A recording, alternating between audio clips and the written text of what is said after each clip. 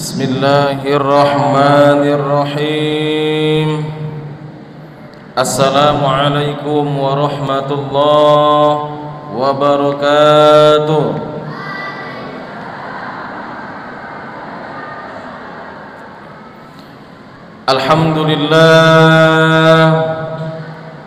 Alhamdulillahi rabbil alamin.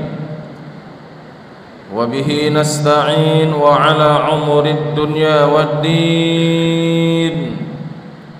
Nashhadu an la ilaha illallah wahdahu la syarika lah, wa nashhadu anna Muhammadan abduhu wa rasuluh. Allahumma salli ala sayyidina Muhammad wa ala ali sayyidina Muhammad wa ala alihi wa azwajihi wa ashabihi wa dhurriyyatihi wa junudihi wa man tabi'ahum bi ihsanin ila yaumiddin. Amma ba'd. Yang sama-sama kita muliakan para alim ulama kita yang telah memberikan kita jalan kemudahan di dalam memahami ajaran-ajaran Islam. Yang kami muliakan orang tua kami yang senantiasa istiqomah di dalam memakmurkan dan meramaikan Masjid Baitur Rahman, serta bapak-bapak, ibu-ibu, jamaah salat maghrib dan isya yang dirahmati oleh Allah dan dijanjikan syafaat oleh Rasulullah. Alhamdulillah, segala puji bagi Allah yang telah memberikan kita nikmat kesehatan, yang telah memberikan kita nikmat keringanan langkah sehingga kita bisa duduk dan hadir melaksanakan salat maghrib berjamaah beserta dengan salat isya. Selawat bertangkaikan salam kita hadiahkan kepada junjungan alam Nabi kita, Nabi besar Nabi Muhammad sallallahu alaihi wasallam, yang mana kita harapkan syafaat beliau kelak nanti pada yaumul qiyamah. Bapak Ibu yang dirahmati oleh Allah, pada kesempatan kali ini materi yang saya bahas adalah tentang tafsir ahkam atau tafsir Al-Quran yang bercorak hukum, tepatnya pada surah Al-Maidah ayat ke-90 ke-91. Apa bunyi ayat tersebut? A'udzubillahi minasyaitonir rajim. Bismillahirrahmanirrahim. Ya ayyuhalladzina amanu innamal khamru wal maisiru wal ansabu wal azlamu rijsum min amali syaitan fajtanibuhu la'allakum tuflihun.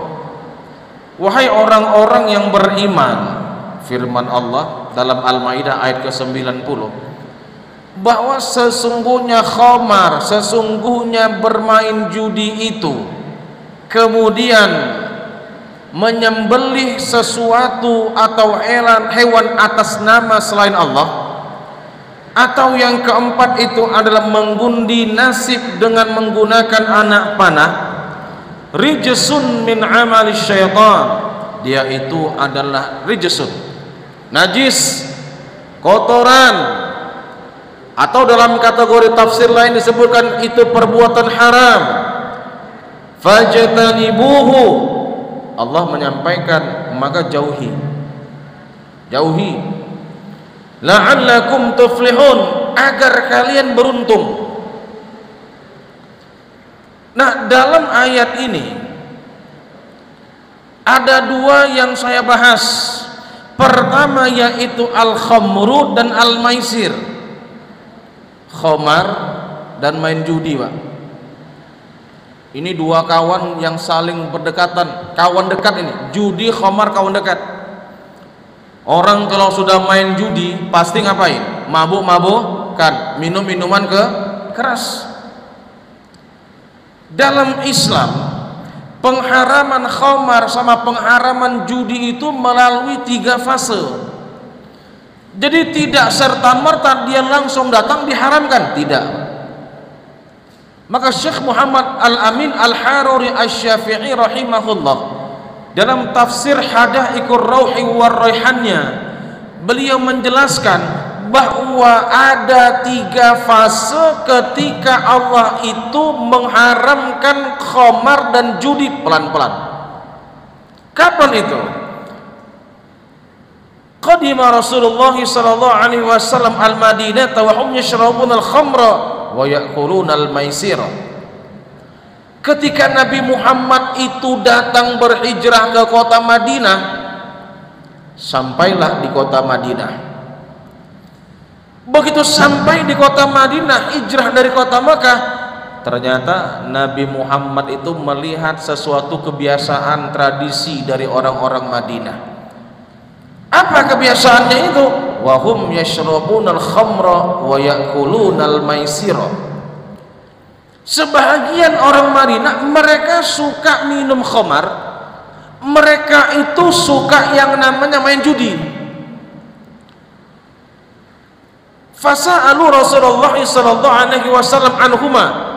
Seketika itu sebahagian dari orang-orang Madinah bertanya tentang bagaimana hukum dari minum khamar dan judi ini. Nah, seketika itu fa'anzalallahu ta'ala, Allah menurunkan ayat dalam Al-Quran surah Al-Baqarah ayat ke-219, fase pertama, tahap awal. Yas'alunaka 'anil khamri wal maisir, ya Muhammad, nanti mereka akan bertanya kepadamu tentang bagaimana khamar, bagaimana judi itu. Katakan ya Muhammad, qul fihima ithmun kabiru wa manafi'u linnas. Katakan ya Muhammad bahwa di dalam judi, di dalam khamar itu ada ithmun kabir, dosa besar, dan ada manfaatnya bagi manusia. Tapi Allah mengingatkan di akhir ayat, wa ithmuhuma akbarum min naf'ihima, tapi dosa judi, dosa minum khamar itu jauh lebih besar daripada manfaatnya. Begitu ayat ini turun, ma harrama alaina innama qala ithmun kabir. Khamar, judi belum haram, Mbak. Itu tahap awal. Khamar judi belum haram saat turun surah Al-Baqarah ayat 219 yang saya baca tadi. Belum haram. Itu dia. Kenapa? Karena hanya ada dosa besar tapi ada manfaatnya. Gitu kira-kira komentar dari sebahagian orang-orang Madinah.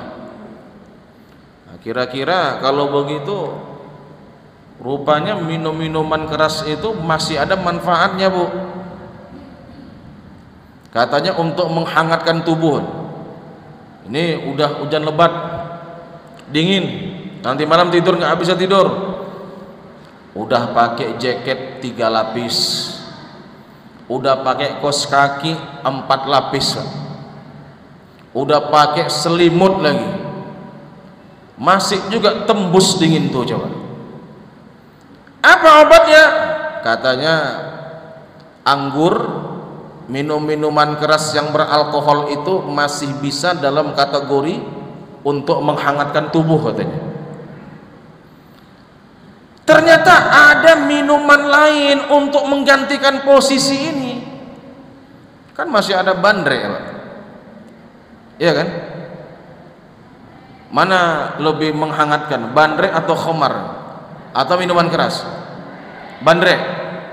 Berarti udah pernah ngerasain khamar. Kena kan? Kok tahu Ibu bandrek? Ibu bilang berarti udah pernah ngerasain khamar sama bandrek kan? Belum Ustaz, tapi yang udah dirasakan itu adalah memang bandrek itu dapat menghangatkan tubuh. Nah, Setelah itu ya, wa kanu yashrabuna al-khamra hatta kana yaumun minal ayyam. Mereka masih minum khamar, Pak. Masih minum minuman keras. Belum haram soalnya. Hatta kana yaumun minal ayyam, sampai suatu hari shalla rajulun minal muhajirin amma ashabahu fil maghrib. Ada seorang laki-laki dari muhajirin, dia mengimami teman-temannya. Jadi orang Mekah yang berhijrah ke Madinah, ada yang mengimami kawannya, ada yang melaksanakan sholat maghrib, ada satu riwayat lain dia sholat subuh. Fa khalata fi qiraatihi, kemudian silap dia baca ayat Al-Qur'annya. Gara-gara kenapa? Rupanya malam harinya, Pak, pas sholat isya mereka minum khamar. Kemudian setelah minum khamar jam 4:30, kira-kira ada jam lah saat itu, padahal tidak ada jam. Mendekati waktu subuh mereka bangun mau melaksanakan sholat subuh. Ternyata pengaruh khamar itu belum hilang.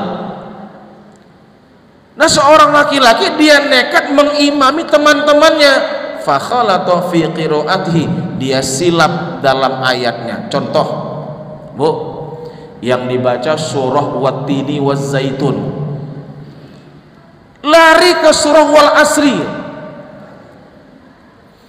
Wat-Tini Waz-Zaitun wa Turi Sinin wa hadzal baladil amin laqad khalaqnal insana fi ahsani taqwim thumma radadnahu asfala safilin illa alladhina amanu wa 'amilus solihati wa tawasaw bil haqq watawasau bis sabar.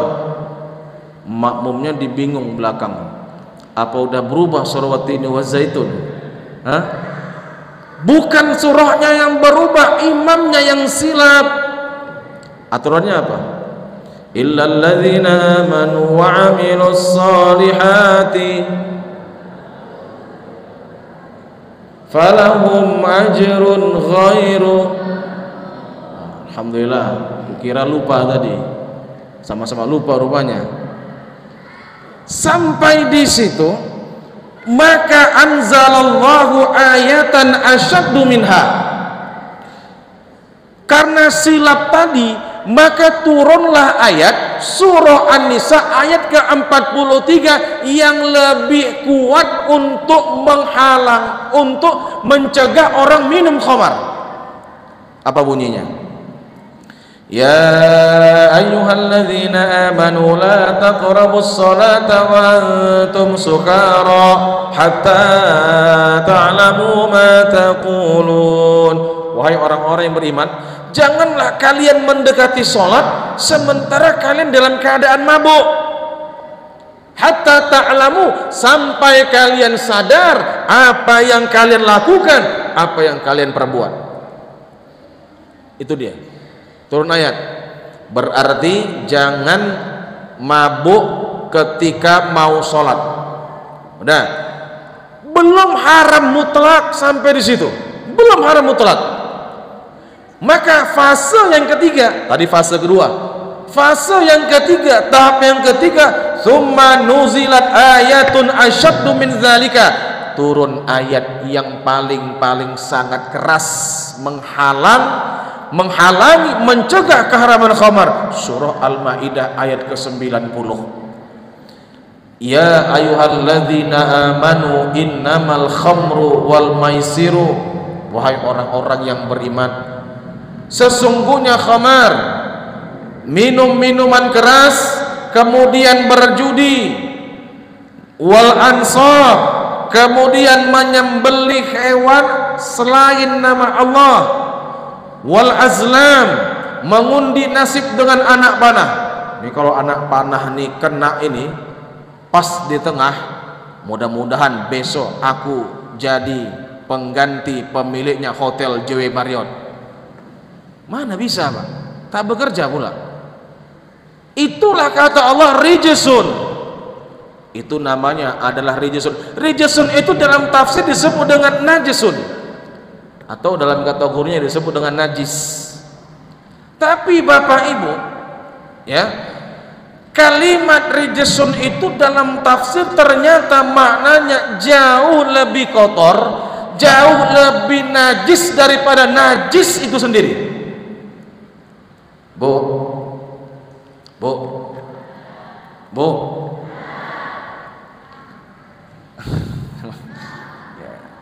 Ngecas saja bu ya, biar apa nih? Apa najis mughallazah dalam Islam? Najis kan ada 3, najis mukhaffafah, mutawassithah, satu lagi najis mughallazah. Najis mutawassithah itu, najis mukhaffafah itu najis yang nggak perlu dicuci pakai rinso, percikan saja pak, udah pakai kan, sholat sah. Kalau tak jijik pak, kalau mungkin tak puas kurasa Ustaz, mesti cuci juga, cucilah.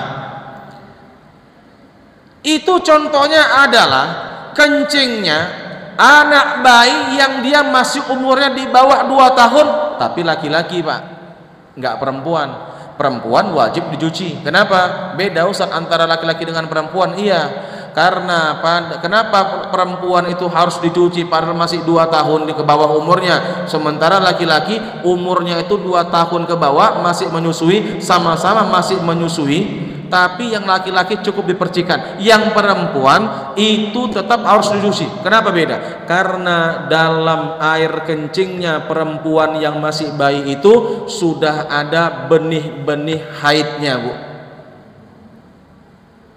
benihnya itu dia. Sementara laki-laki itu tidak ada masa haid. Itu yang makanya bapak-bapak, kenapa lah ini ada kaitannya sama agak nyimpang sedikit, karena ini masih ada kaitannya sama pengharaman memakai emas bagi laki-laki. Pakailah emas tuh bagi laki-laki, udah dibilang Rasul haram dipakai juga. Itulah dia, nggak boleh laki-laki itu pakai cincin emas, nggak boleh laki-laki itu pakai rantai emas, nggak boleh laki-laki itu pakai gigi, jarang itu bu ya. Kenapa? Perempuan kenapa boleh Ustaz? Penelitian itu, teknologi itu mungkin datang bisa jadi setelah Rasulullah wafat. Kalau laki-laki sering pakai emas, ada satu penyakit namanya Alzheimer. Alzheimer itu adalah penyakit di mana tua pikun sebelum waktunya. Bahkan saking kan parahnya Alzheimer itu, dia bisa lupa pada dirinya sendiri, nggak tahu dia siapa dirinya. Parah. Coba-cobalah, pakailah emas tuh bapak-bapak, adik-adik, abang-abang. Udah diharamkan haram, kena penyakit lagi, namanya Alzheimer. Itu dia. Terus Ustaz, perempuan kenapa kok nggak kena penyakit Alzheimer? Iya, karena atom emas yang dipakai itu dia akan masuk ke dalam tubuhnya perempuan, dia akan terbuang seiring dengan masa haidnya perempuan. Laki-laki, atom itu akan menyatu ke dalam tubuhnya manusia, ke tubuhnya laki-laki, dia serap, muncul penyakit namanya Alzheimer itu, tua atau pikun sebelum waktunya. Itu dia. Ada kaitannya berarti. Yang kedua, najis mutawassithah. Kata orang najis sedang. Apa itu? Kencing dan kotoran BAB-nya manusia. Itu mutawassithah. Najis mughallazah itu bapak-bapak, itu adalah khinzir dan kalbun. Dog and pig. Itu dia. Itu najis mughallazah, Pak. Ya, najis mughallazah. Ternyata ada yang jauh lebih kotor daripada najis berupa khinzir B2 serta kalbun B1. Apa itu? Khamar dan judi, Pak. Karena kata Allah dalam Al-Quran itu apa? Rijsun. Rijsun itu kalimat yang menunjukkan lebih kotor daripada najis yang biasa, khinzir dengan kalbun itu. Tak enak awak sebutkan Pak di masjid itu, makanya aku pakai bahasa Arab sedikit lah. sama bahasa Inggris dog and pig, atau bahasa isyaratnya Pak B1 dan B2. B2 tahu ya Bu? B1 atau B1? Biang. B1 haram, B2 haram Bu. Yang halal cuma B3. Tahu B3? Bakwan, belimbing, bonbon. Itu yang halal ya. Nah, sampai di sini Pak. Ya. Sampai di sini bahwa khamar, judi itu adalah merupakan suatu barang najis. Fajtanibuhu. Kata Allah, jauhi. Jauhi. Syekh Muhammad Ali As-Sabuni rahimahullah dalam tafsirnya Rawai'ul Bayan fi tafsir ayatil ahkam, kalimat fajtanibuhu itu ternyata jauhi. Itu katanya kalau sudah Allah mengatakan kalimat jauhi, berarti keharaman sesuatu itu lebih parah dari keharaman biasa. Karena efeknya luar biasa Pak. Kalau bapak-bapak, ibu-ibu mohon maaf sekedar memegang kalbun, sekedar memegang khinzir, paling cuma disama 7 kali. Air yang pertama dengan menggunakan air tanah, 6 dengan air suci. Tapi kalau najis khamar, najis judi ini, naudzubillah, saya sebutkan bagaimana kotornya khamar itu. Pertama, ada kitab namanya Al-Kabair yang ditulis oleh Al-Imam Az-Zahabi. Apa artinya? Dosa-dosa besar. Imam Az-Zahabi menuliskan kitab itu ada sab'una kabiratan, 70 dosa besar. Nomor yang ke-19 adalah dosa minum khamar. Bagaimana jeleknya minum khamar itu? Dalam Al-Kabair Imam Az-Zahabi mengungkapkan, yang pertama dosanya adlan lisyirki. Orang yang minum khamar, orang yang mabuk-mabukkan itu, dia dosanya sama dengan berbuat syirik. Nauzubillah. Bahkan Rasulullah mengatakan mudminul khamri ka'abidi wathanin la ta'uzza wal manat. Orang yang sudah candu minum minuman keras, mabuk-mabukan, itu dosanya seolah-olah dia sama dengan penyembah berhala. Nauzubillah. Jeleknya orang yang minum khamar itu, jeleknya orang yang suka mabuk-mabukan itu. Ibnu Umar mengatakan kejelekan minum khamar lagi. Apa itu? La ta'udu syurrabal khamri idza maridu. 1. Jangan kalian jenguk peminum khamar kalau dia sakit.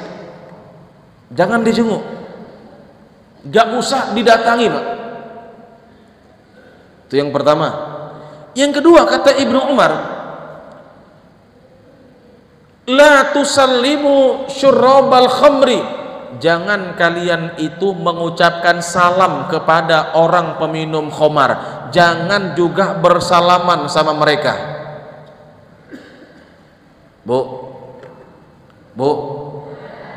jadi jangan awak duluan yang kerajinan, begitu jumpa sama dia, assalamualaikum. Jangan. Itulah jeleknya orang yang minum minuman keras itu. Nauzubillah, summa nauzubillah. Ya, makanya apapun itu jangan minum khamar. Sekarang dengan teknologi semakin canggih Pak, khamar itu pun berubah namanya. Dulu cuma satu Pak namanya khamar.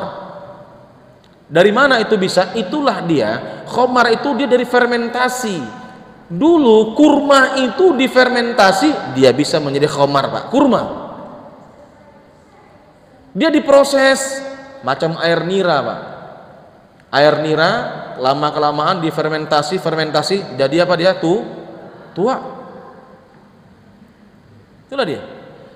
Sekarang mungkin dia tidak lagi dari apa? Dari tumbuh-tumbuhan, ada zatnya, alkohol. Dulu alkohol nggak ada. Alkohol dulu nggak ada. Khamar itu memang murni karena proses fermentasi itu. Sekarang minuman itu biar memabukkan ditambah alkohol. Itu dia. Nah sekarang alkohol itu bukan hanya untuk diminum, dia masuk dalam minyak wangi. Makanya ada selalu bertanya sama saya ketika saya bahas, jadi Ustaz, kayak mana Ustaz hukumnya saya sholat ketika saya memakai minyak wangi yang mengandung alkohol? Ya, bagaimana hukumnya saya memakai minyak wangi yang mengandung alkohol? Yang jenisnya itu biasanya kalau untuk minyak wangi namanya zatnya etanol. Itu dia. Nah, alkohol itu yang berbentuk cairan, dia katanya tidak najis. Jadi ketika dia bercampur dengan minyak wangi, kita gunakan, maka tetap baju kita itu tetap sah untuk melaksanakan ibadah sholat. Karena yang haram itu diminum, bukan untuk dipakai dia. Satu. Yang kedua, itu kata Syekh Wahbah Az-Zuhaili dalam Al-Fiqhul Islami wa Adillatuhunya, alkohol ghairu najisin. Alkohol itu enggak najis. Tapi saya sampaikan sebagai apa saran hukum Islam saya. Alkohol pada minyak wangi itu, bapak-bapak, fungsinya apa? Fungsinya untuk semerbak minyak wangi itu. Makanya kenapa minyak wangi itu? Awak duduk di sini, ibu-ibu yang pakai minyak wangi di sana, Bu, kalau lebih banyak zat alkoholnya daripada bibit minyak wanginya, tercium awak sampai sini, Bu. Tercium. Sampai sini aja tercium, apalagi yang di samping ibu. Kurasa udah pingsan dia itu. Ya. Makanya kalau kita mau beli minyak wangi, mau refill, isi ulang, nanti petugas minyak wanginya, tukangnya bilang itu, mana Pak kira-kira berapa persen alkoholnya sama bibitnya? Selagi, kalau saran saya, selagi dia itu lebih banyak bibitnya, lebih bagus, banyakkan bibitnya daripada alkoholnya. 70 bibitnya, 30% aja cukup alkoholnya, nggak usah banyak-banyak. Itu dia. Ya, nah itu yang begitu-begitu Ustaz katanya itu anak-anak gadis lah Ustaz. Kalau awak yang tua-tua nih nggak butuh yang begitu. Kalau seandainya udah masuk angin, perlu minyak kayu putih, perlu balsem, itulah ya kan Bu. Itunya pula. Kalau kami tak butuhnya itu Ustaz. Ya jadilah. Nah itu yang pertama, bahwa alkohol itu ternyata dia masuk dalam kategori apa? Alkohol masuk dalam kategori dia itu kalaupun seandainya untuk minyak wangi banyakkan bibitnya. Itu dia. Ya.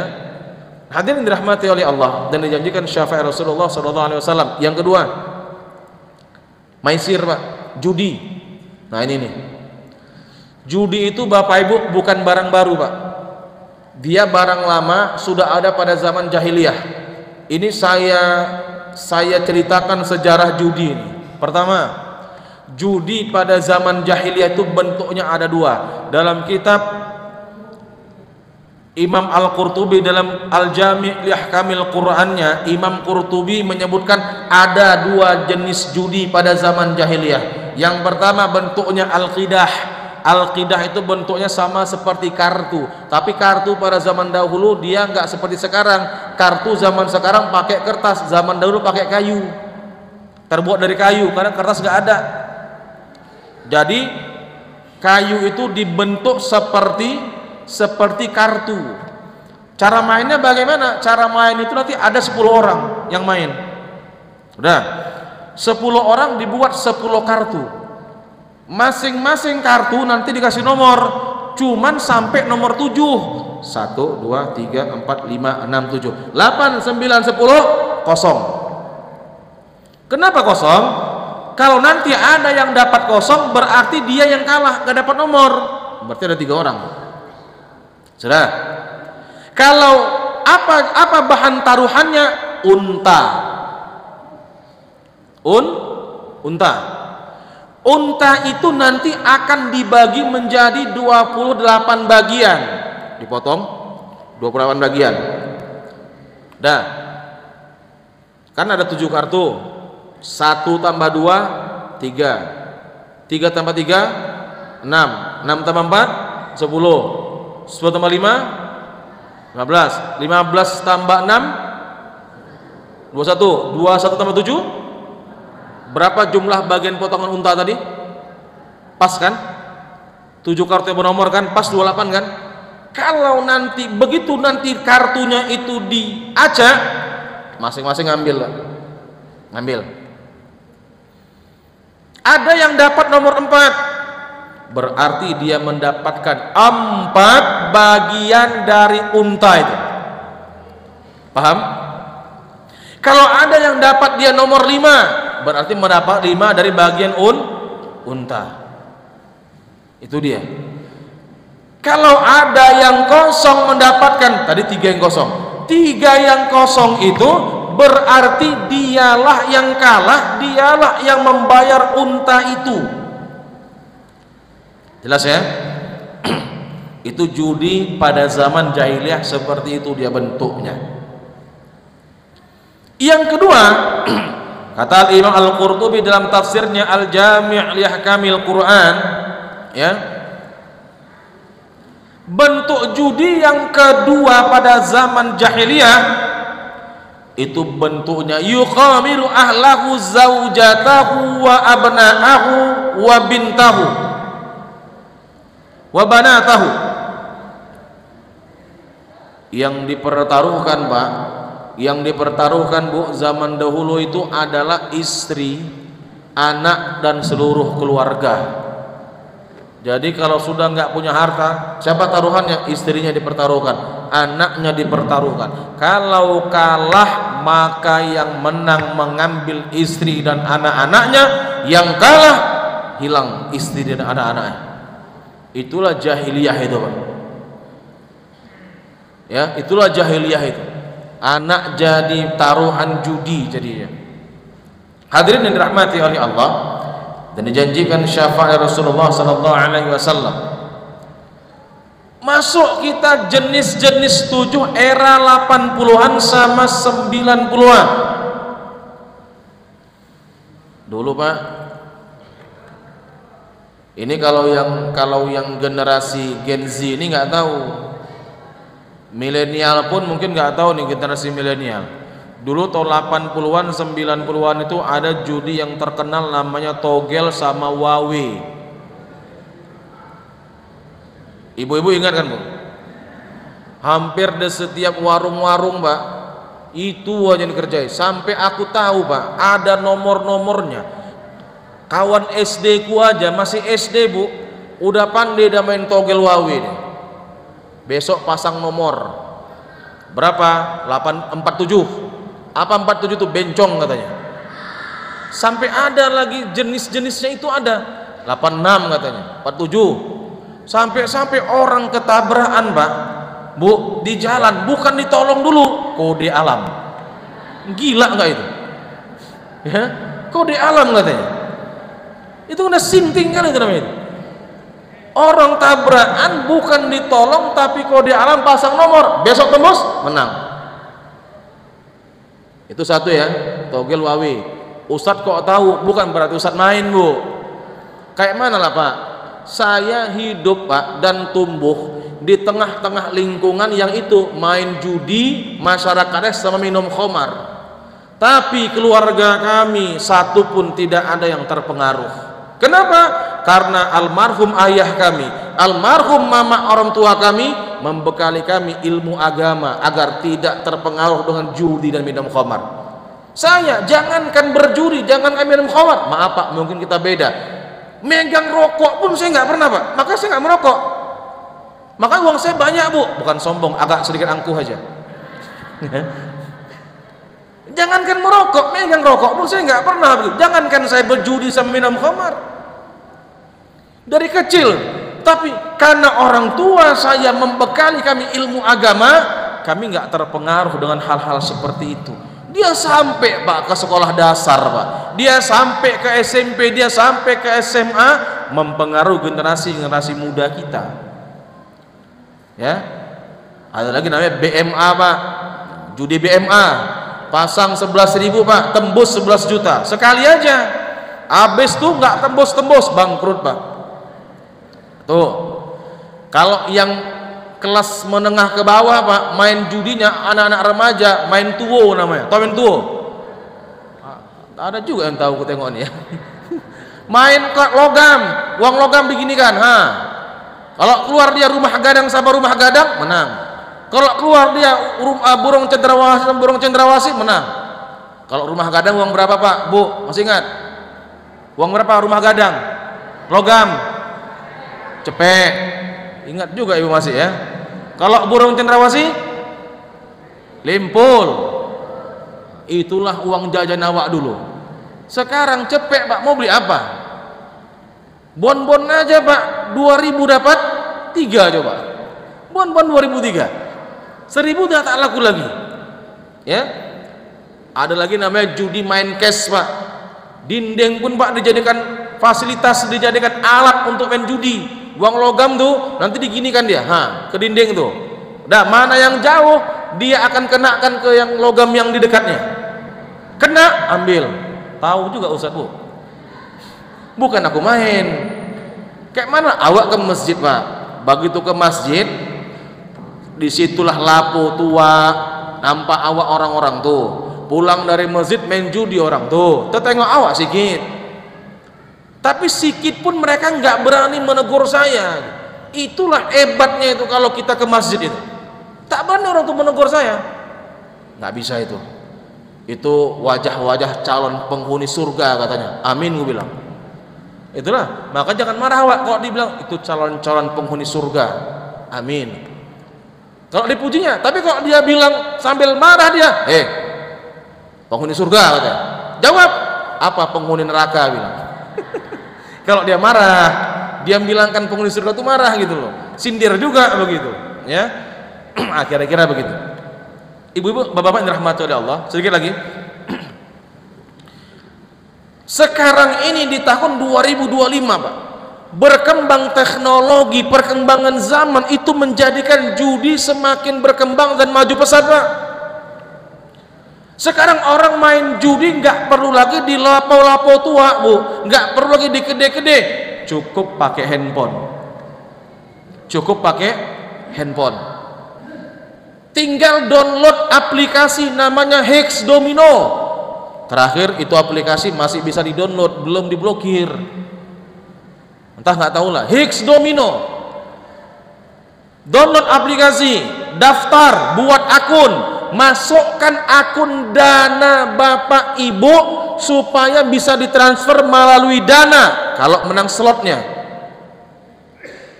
Top up dari akun kita. Apa itu top up? Pasang saldo, isi saldo. Berapa? 100.000. Nanti di Hex Domino tuh banyak bentuk-bentuk permainan judi, tinggal pilih. Oh, dia mau main seperti main mesin dingdong Pak. Tahu dingdong Bu? Mesin, masukkan uang logam, slot sekali akan berputar sendiri. Kalau gambarnya sama, menang dia, keluar koinnya. Pokoknya semua jenis judi tahu lah Ustadz Bu. Jangan heran lah, ya. Begitu juga nanti dia akan dia pasang slotnya, sekali slot 10.000. Gagal, nggak menang. Ternyata yang terpilih itu nggak gambar buah semua, ada gambar hewan rupanya, gambar dog rupanya. Persis lah macam dia aku rasa. Ya, suka kali main judi. Kalah Pak. Pasang slot lagi 20.000, nggak kena lagi. Pasang lagi 30 sampai 100.000 habis, nggak menang. Kenapa? Karena aplikasi judi itu memang disetting untuk tidak menang alias kalah. Membuat orang penasaran. Besok dapat duit, apalagi lah, main lagi.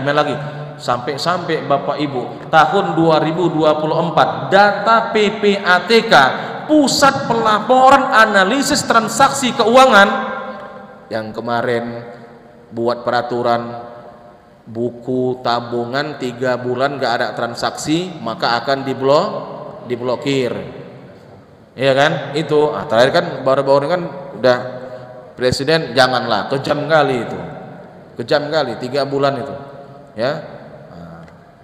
Berdasarkan data dari PPATK tahun 2024 Bapak Ibu, ada 541.000 nomor induk kependudukan KTP begitu dapat BLT, bansos, bantuan langsung tunai, bantuan sosial 300.000, harusnya kan beli beras kan, harusnya kan beli minyak Bu. Enggak, dia top up pasang saldo untuk main judi online. Udah miskin nggak tahu diri lagi. Coba maaf ya, coba lah.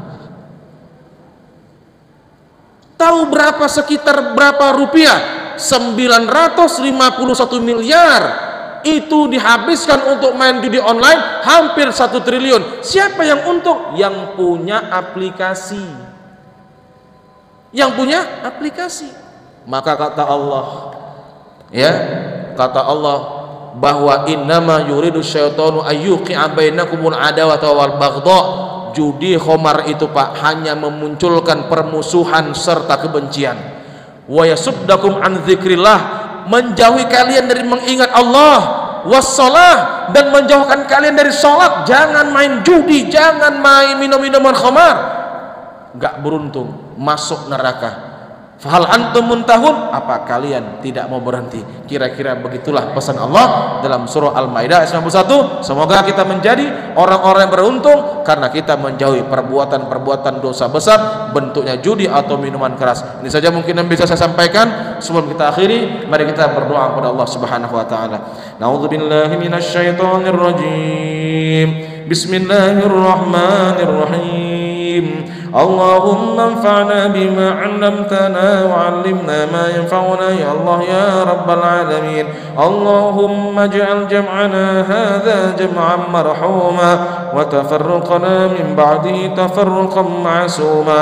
ربنا هب لنا من أزواجنا وذرياتنا قرة أعين واجعلنا للمتقين إماما. ربنا ظلمنا أنفسنا وإن لم تغفر لنا وترحمنا لنكونن من الخاسرين. ربنا آتنا في الدنيا حسنة وفي الآخرة حسنة وقنا عذاب النار بفضلك سبحان ربك رب العزة عما يصفون وسلام على المرسلين والحمد لله رب العالمين. Sekian, mohon maaf atas segala kesalahan serta kekurangan. Saya akhiri, wabillahi taufiq wal hidayah. Assalamualaikum warahmatullahi wabarakatuh.